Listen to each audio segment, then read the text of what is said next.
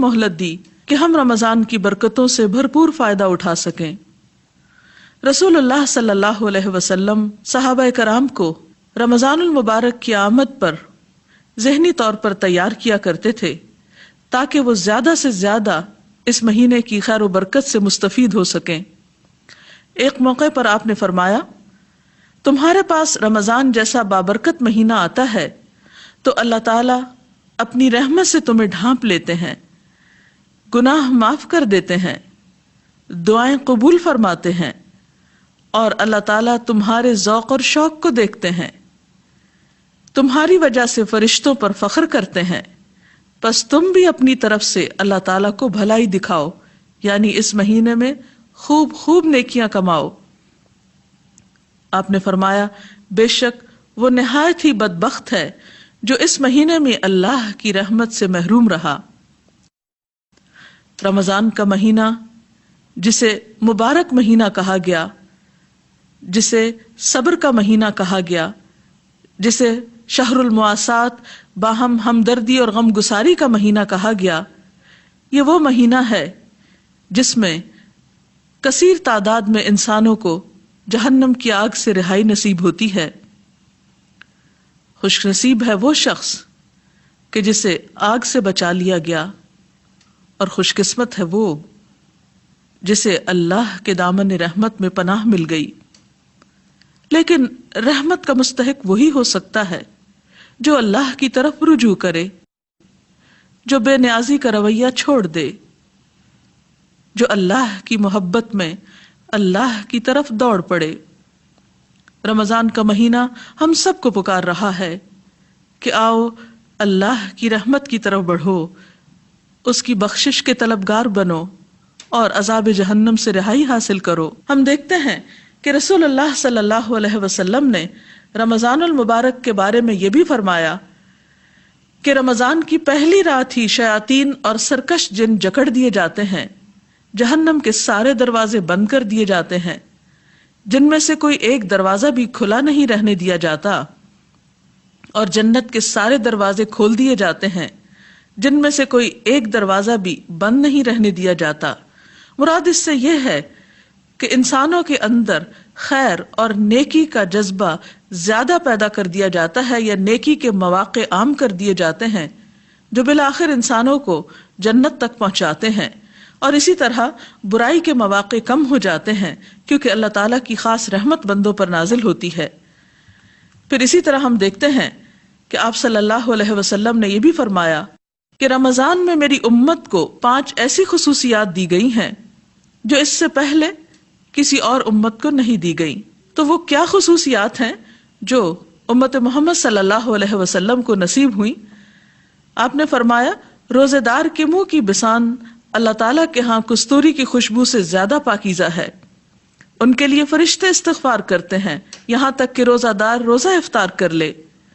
اللہ تعالیٰ ان کے لیے ہر روز جنت کو سجاتے ہیں، مزین کرتے ہیں، اور فرماتے ہیں کہ ہو سکتا ہے میرے نیک بندے اپنے آپ سے مشقت اور تکلیف کو اتار کر اس کی طرف آ جائیں۔ تو آئیے ہم دیکھتے ہیں کہ اس مہینے کی رحمتوں اور برکتوں سے فیضیاب ہونے کے لیے ہم کیا کچھ کریں۔ جہاں تک حقوق اللہ کی ادائیگی کا تعلق ہے تو اس میں سب سے پہلی چیز روزہ آتا ہے۔ روزہ ایک فرض عبادت ہے۔ اللہ سبحانہ وتعالیٰ روزے کے بارے میں فرماتے ہیں کہ روزہ میرے لیے ہے اور میں خود اس کی جزا دوں گا۔ یعنی جب ایک انسان روزے سے ہوتا ہے تو اس کا یہ عمل اللہ کے سوا کسی اور کو معلوم نہیں ہوتا، کیونکہ کوئی اور شخص سارا دن انسان کے ساتھ نہیں رہ سکتا جو یہ جان سکے کہ انسان اس دوران کھانے پینے سے پرہیز کرتا ہے یا نہیں، یا کوئی بھی ایسا عمل جو روزے کو توڑنے کا سبب ہو سکتا ہے۔ جہاں روزہ ایک فرض عبادت ہے وہاں روزہ انسان کے لیے جسمانی صحت کا سبب بھی ہے، اور اسی طرح گناہوں سے بچانے والی چیز بھی ہے، یعنی روحانی صحت کا ذریعہ بھی ہے۔ پھر اسی طرح نہ صرف یہ کہ روزے کے دنیا میں انسان کو فائدے ملتے ہیں، بلکہ آخرت کے اعتبار سے بھی روزہ جہنم کی آگ سے ڈھال ہے۔ حدیث پاک میں آتا ہے، آپ صلی اللہ علیہ وسلم نے فرمایا، روزہ جہنم سے ڈھال ہے جس طرح تمہیں لڑائی میں بچانے والی ڈھال ہوتی ہے۔ آپ نے فرمایا، کہ جنت میں ایک دروازہ ہے جسے ریان کہا جاتا ہے، اس دروازے سے صرف روزہ دار ہی داخل ہو سکتے ہیں۔ پھر اسی طرح آپ صلی اللہ علیہ وسلم نے یہ بھی فرمایا کہ من صام رمضان ایمانا و احتسابا غفر له ما تقدم من ذنبه، جس نے رمضان کے روزے ایمان اور ثواب کی نیت سے رکھے اس کے پچھلے تمام گناہ معاف کر دیے جاتے ہیں۔ تو گویا گناہوں کی بخشش کا ذریعہ بھی ہے۔ پھر اسی طرح حقوق اللہ کی ادائیگی میں رمضان میں روزے کے ساتھ ساتھ نماز کی ادائیگی بہت ضروری ہے۔ بہت سے لوگ روزہ تو رکھ لیتے ہیں لیکن نماز نہیں پڑھتے۔ رمضان المبارک میں دوسرا اہم ترین کام نماز ہے۔ نماز مومن اور کافر کے درمیان حد فاصل ہے۔ آپ صلی اللہ علیہ وسلم نے نماز کو اپنی آنکھوں کی ٹھنڈک قرار دیا۔ آپ نے فرمایا جعلت قرۃ عینی فی الصلاۃ، میری آنکھ کی ٹھنڈک نماز میں رکھ دی گئی ہے۔ فرائض کے علاوہ افضل ترین نماز رات کی نماز ہے۔ اللہ کے پیارے بندے جو راتوں کو کم سوتے ہیں، کانوا قلیلا من اللیل ما یہجعون، وہ کم سونے کے ساتھ ساتھ اللہ کے حضور سجدے اور قیام بھی کرتے ہیں۔ والذین یبیتون لربہم سجدا وقیاما، اسی طرح آپ صلی اللہ علیہ وسلم نے رمضان میں رات کی نماز یعنی نماز تراویح کو سنت قرار دیا، اور خصوصاً تراویح میں قرآن پاک کا پڑھنا قیامت کے دن انسان کے لیے شفاعت کا باعث ہوگا۔ ایک حدیث میں آتا ہے آپ صلی اللہ علیہ وسلم نے فرمایا روزہ اور قرآن قیامت کے دن بندے کے لیے سفارش کریں گے۔ روزہ کہے گا اے میرے رب، میں نے اس بندے کو کھانے پینے اور اپنی خواہشات پوری کرنے سے روکے رکھا، لہٰذا اس کے بارے میں میری سفارش قبول فرما۔ قرآن کہے گا اے میرے رب، میں نے اس بندے کو رات کو سونے سے روکے رکھا، لہٰذا اس کے بارے میں میری سفارش قبول فرما۔ چنانچہ دونوں کی سفارش قبول کی جائے گی۔ نماز اور روزے کے علاوہ رمضان المبارک میں قرآن پاک کی تلاوت افضل ترین عبادات میں سے ہے۔ رمضان المبارک میں دعاؤں کی قبولیت کے مواقع زیادہ بڑھ جاتے ہیں، اس لیے تلاوت قرآن کے ساتھ ساتھ دعا بھی خوب مانگنی چاہیے۔ رسول اللہ صلی اللہ علیہ وسلم نے دعا کو عبادت قرار دیا، فرمایا الدعاء ہی العبادہ، کہ دعا سراسر عبادت ہے۔ حدیث میں آتا ہے لیس شیء اکرم علی اللہ من الدعاء، اللہ کے نزدیک دعا سے بڑھ کر کوئی چیز نہیں۔ اسی طرح سحری کے اوقات میں کثرت سے استغفار کرنا انسان کو فائدہ دیتا ہے۔ قرآن پاک میں اللہ تعالیٰ فرماتے ہیں وبالاسحار هم یستغفرون، کہ سحری کے وقت وہ استغفار کرتے ہیں۔ تو سحری کے وقت جب انسان اٹھے تو اس وقت استغفر اللہ، اللہم اغفر لی، استغفر اللہ من کل ذنب واتوب الیہ جیسے کلمات کا ذکر یا ورد انسان کرتا رہے۔ استغفار کے علاوہ کثرت کے ساتھ ذکر الہی دن اور رات کے اوقات میں کرنا چاہیے۔ رسول اللہ صلی اللہ علیہ وسلم نے فرمایا 2 کلمے ایسے ہیں جو زبان پہ بہت ہلکے ہیں لیکن میزان میں بہت بھاری ہیں اور رحمان کو بہت پیارے ہیں، اور وہ ہیں سبحان اللہ و بحمدہ سبحان اللہ العظیم۔ ایک اور موقع پر آپ صلی اللہ علیہ وسلم نے اس روزے کو افضل ترین روزہ قرار دیا جس میں کثرت سے ذکر الہی کیا جائے۔ پھر اسی طرح صدقہ و خیرات بھی کثرت کے ساتھ کرنا چاہیے۔ حضرت ابن عباس فرماتے ہیں کہ رسول اللہ صلی اللہ علیہ وسلم بھلائی کرنے میں بہت سخی تھے، لیکن رمضان میں جب جبریل علیہ السلام آپ سے ملتے تو آپ اور بھی زیادہ سخی ہو جاتے تھے۔ رمضان میں جبریل علیہ السلام ہر رات آپ سے ملاقات کیا کرتے تھے، اور نبی صلی اللہ علیہ وسلم رمضان گزرنے تک انہیں قرآن مجید سناتے تھے۔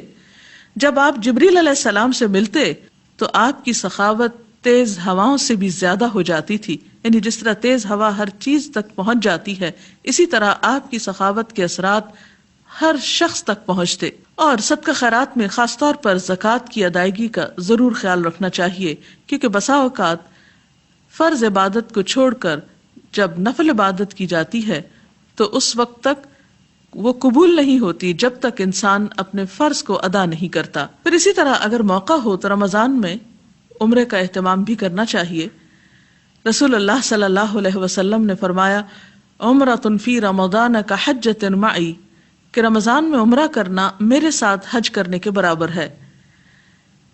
اور پھر حقوق اللہ کی ادائیگی میں، عبادات میں خاص طور پر آخری عشرہ بہت اہم ہے، جس میں طاق راتیں آتی ہیں، اور انہی طاق راتوں میں سے ایک رات لیلۃ القدر ہے، جس کے بارے میں قرآن پاک میں فرمایا گیا کہ لیلۃ القدر خیر من الف شہر، کہ لیلۃ القدر 1000 مہینوں سے بڑھ کر ہے۔ لہذا اس کی تلاش میں انسان کو آخری عشرے کی طاق راتوں میں زیادہ وقت جاگ کر عبادت کرنا چاہیے، تاکہ زیادہ سے زیادہ انسان اللہ تعالیٰ کی رحمت کو پا سکے۔ حضرت عائشہ نبی کریم صلی اللہ علیہ وسلم کے آخری عشرے کا معمول بتاتے ہوئے فرماتی ہیں اذا دخل العشر احیا اللیل وایقظ اہلہ وجد وشد المئزر، جب رمضان کا آخری عشرہ شروع ہوتا تو آپ صلی اللہ علیہ وسلم رات کا بیشتر حصہ جاگ کر گزارتے اور اپنے گھر والوں کو بھی بیدار کرتے اور عبادت میں خوب محنت کرتے اور کمر کس لیتے۔ لہذا رمضان المبارک کا آخری عشرہ خاص طور پر عبادت میں گزارنا چاہیے، اور اگر ممکن ہو تو آخری عشرے کو اعتکاف میں گزارنا چاہیے۔ ہم دیکھتے ہیں کہ رسول اللہ صلی اللہ علیہ وسلم اپنی انتہائی مصروفیات کے باوجود ہر سال اعتکاف کیا کرتے تھے۔ آخری عشرے میں لیلۃ القدر بھی چونکہ پائی جاتی ہے، اور اگر کوئی انسان لیلۃ القدر کو پائے تو یہ مسنون دعا پڑھنا نہ بھولے، اللہم انک عفو تحب العفو فاعف عنی، کہ اے اللہ تو معاف فرمانے والا ہے، معاف کرنے کو پسند فرماتا ہے، تو مجھے بھی معاف کر دے، مجھ سے درگزر فرما۔ حقوق اللہ کی ادائیگی کے ساتھ ساتھ حقوق العباد کی ادائیگی کا اہتمام بھی رمضان میں کرنا ضروری ہے، اور اس میں خاص طور پر دوسروں کی مدد کرنا۔ رسول اللہ صلی اللہ علیہ وسلم نے اس مہینے کو شہر المواسات کہا ہے، باہمی ہمدردی کا مہینہ۔ ایک انسان جب روزہ رکھ کر خود بھوک کا تجربہ کرتا ہے تو وہ دوسروں کی بھوک کو زیادہ بہتر طور پر محسوس کر سکتا ہے۔ رسول اللہ صلی اللہ علیہ وسلم نے فرمایا مسلمان کا بھائی ہے، نہ اس پر ظلم کرتا ہے، نہ اس کی مدد چھوڑتا ہے۔ جو اپنے بھائی کی حاجت پوری کرنے میں لگا ہو، اللہ اس کی حاجت پوری فرمانے میں لگا ہوتا ہے، اور جو کسی مسلمان کی پریشانی دور کرتا ہے، اللہ تعالیٰ اس کی وجہ سے اس کی قیامت کی پریشانیوں میں سے کوئی بڑی پریشانی دور فرما دے گا۔ اور جس نے کسی مسلمان کی پردہ پوشی کی، اللہ تعالیٰ قیامت کے دن اس کی پردہ پوشی فرمائے گا۔ جہاں تک دوسرے انسانوں کی مدد کا تعلق ہے تو اس میں انسان کے اپنے رشتہ دار، عزیز، دوست، ہمسائے، مساکین، فقراء، اور ان کے علاوہ گھر کے خادم بھی آتے ہیں۔ عام طور پر انسان باہر تو خیر و بھلائی کرتا ہے، لیکن گھر کے قریبی لوگوں کو بھول جاتا ہے، تو ایسے میں خصوصی طور پر وہ لوگ جو آپ کی خدمت گزار ہوں، ان کا خیال رکھنا بھی آپ کا کام ہے۔ حقوق العباد کی ادائیگی میں جہاں ایک طرف انسانوں کی مدد کی جانی چاہیے، وہاں دوسری طرف انسانوں کو اپنی اذیتوں سے بھی بچانا چاہیے۔ انسان کوئی ایسی بات نہ کرے، کوئی ایسا کام نہ کرے جس سے دوسروں کو دکھ یا تکلیف ہو۔ رسول اللہ صلی اللہ علیہ وسلم نے فرمایا جب تو روزہ رکھے تو تیری آنکھ اور تیرے کان کا بھی روزہ ہونا چاہیے، اور زبان پر قابو ہونا چاہیے، جھوٹ اور حرام چیزوں سے بچنا چاہیے، پڑوسی کو تکلیف نہیں دینی چاہیے، اور تجھ پر وقار اور اطمینان ہو، اور اپنے روزے کے دنوں کو دوسرے دن کے برابر نہ کرو۔ آپ صلی اللہ علیہ وسلم نے یہ بھی فرمایا کہ من لم یدع قول الزور والعمل به فلیس للہ حاجۃ ان یدع طعامہ وشرابہ، کہ جو شخص روزہ رکھ کر بھی جھوٹ بولنا اور اس پر عمل کرنا نہ چھوڑے تو اللہ تعالیٰ کو اس کی کوئی حاجت نہیں کہ کوئی شخص کھانا پینا چھوڑ دے۔ تو گویا روزے کا سب سے اہم ترین سبق یہ ہے کہ انسان جہاں حلال چھوڑتا ہے، یعنی کھانا پینا چھوڑتا ہے، وہاں حرام سے بھی خود کو بچا کر رکھے۔ آپ صلی اللہ علیہ وسلم نے ایسے لوگوں کے بارے میں جو روزہ رکھ کر غلط کام نہیں چھوڑتے یہ بھی فرمایا کہ کم من صائم لیس لہ من صیامہ الا الظما، کتنے ہی روزہ دار ایسے ہیں جن کو اپنے روزے سے سوائے بھوک پیاس کے کچھ حاصل نہیں ہوتا. وَكَم مِّن قَائِمٍ لَيْسَ لَهُ مِن قِيَامِهِ إِلَّا السَّحَرُ، اور کتنے ہی راتوں کو قیام کرنے والے ایسے ہیں کہ جن کو رات جگے کے سوا کچھ حاصل نہیں ہوتا. بہرحال ہم میں سے ہر ایک کو ضرور یہ سوچنا چاہیے کہ اس نے رمضان سے کیا فائدہ اٹھایا، اور کیا واقعی یہ رمضان اس کی بری عادات کو اس سے چھڑانے کا سبب بنا یا نہیں. آپ صلی اللہ علیہ وسلم نے فرمایا، جس نے رمضان کا روزہ رکھا اور اس کی حدود کو پہچانا اور بچنے والی چیزوں سے بچا، اس کے سابقہ گناہ معاف کر دیے جاتے ہیں. تو اللہ تعالیٰ سے دعا ہے کہ اللہ تعالیٰ ہمیں بھی ان لوگوں میں شامل فرما لے. اگر اس سلسلے میں مزید کچھ آپ کہنا چاہیں. ابھی آپ نے رمضان کے حوالے سے تراویح کی اہمیت کا ذکر کیا، تو میں پوچھنا چاہوں گی کہ کیا تراویح کے بغیر، قیام اللیل کے بغیر روزہ قبول نہیں ہوگا؟ بنیادی طور پر ایسا ہے کہ تراویح ایک الگ عبادت ہے اور روزہ الگ عبادت ہے. روزہ تو فرض ہے، لیکن اگر کسی عذر کی وجہ سے انسان روزہ نہیں رکھتا تو اس کا یہ مطلب نہیں کہ تراویح نہ پڑھے، اور اگر کسی مجبوری کی وجہ سے تراویح نہیں پڑھ سکتا تو اس کا یہ مطلب نہیں کہ انسان روزہ نہ رکھے. دونوں اپنی اپنی جگہ پر اہم ہیں، دونوں رمضان میں ہی ہیں، لیکن ایک کے بغیر دوسری عبادت کی جا سکتی ہے. اس کے ساتھ ہی ہمارے آج کے پروگرام کا وقت اپنے اختتام کو پہنچتا ہے. اجازت چاہتے ہیں. السلام علیکم ورحمۃ اللہ وبرکاتہ. اللہ کے دین کی دعوت اور لوگوں تک پہنچانے کے لیے اس ویڈیو کو ضرور لائک، شیئر، کمنٹ اور سبسکرائب کریں. وآخر دعوانا ان الحمد للہ رب العالمین.